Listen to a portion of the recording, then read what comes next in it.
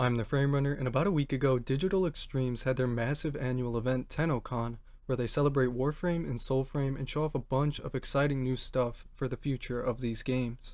Today I will be going over some of the information revealed during the Soulframe segment of the show, where they had their 8th official dev stream.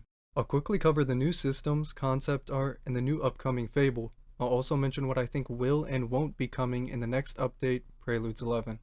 Swimming will finally be coming to Soulframe. No more having to walk around entire lakes or rivers just to complete your bounties.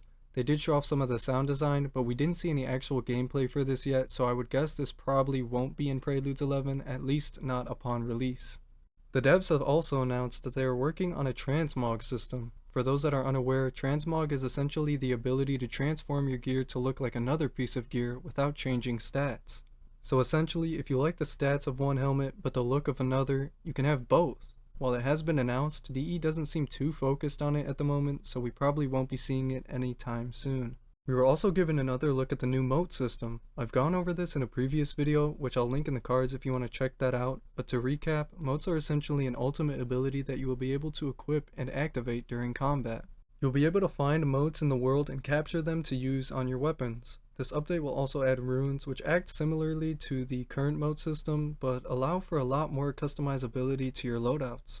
I'm actually really excited for this system, and I'm hoping for it to release with Preludes 11. However, with the amount of depth to this system, it's entirely possible for it to get delayed to a future update. A lot of new stuff was revealed to us through concept art. I'll talk about the new weapons first, starting with this crossbow, held by a regular Ode soldier. DE likes to show the weapons of both envoys and enemies, so we're not really sure if this is a usable weapon or just an enemy weapon.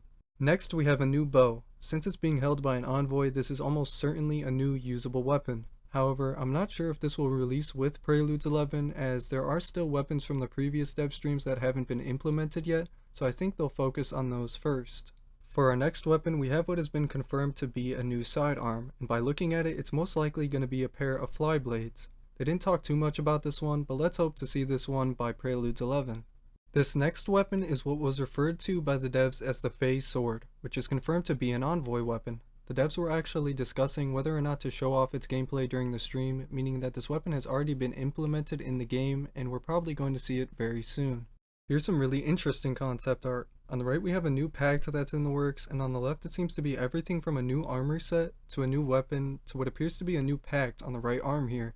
If I had to guess, we won't be seeing these in Preludes 11, as the devs made it clear that these are very early in development.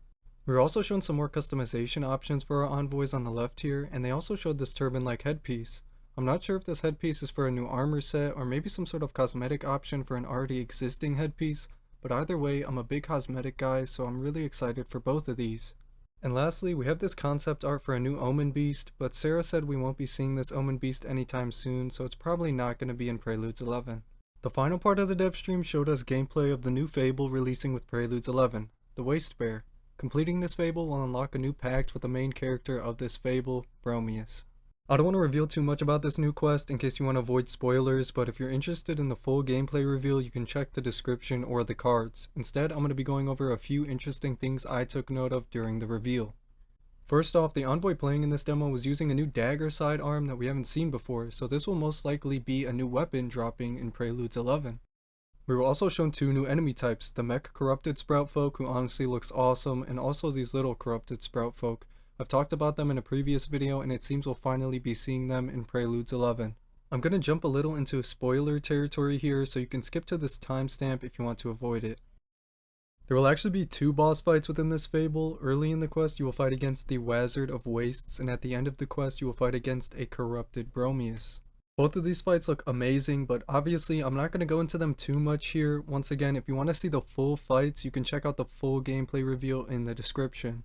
We also got to see the new weapon and armor set that will go along with the Bear Pact, but the demo ended at this point, so we'll have to wait till this Fable is released to see how the Pact will actually function.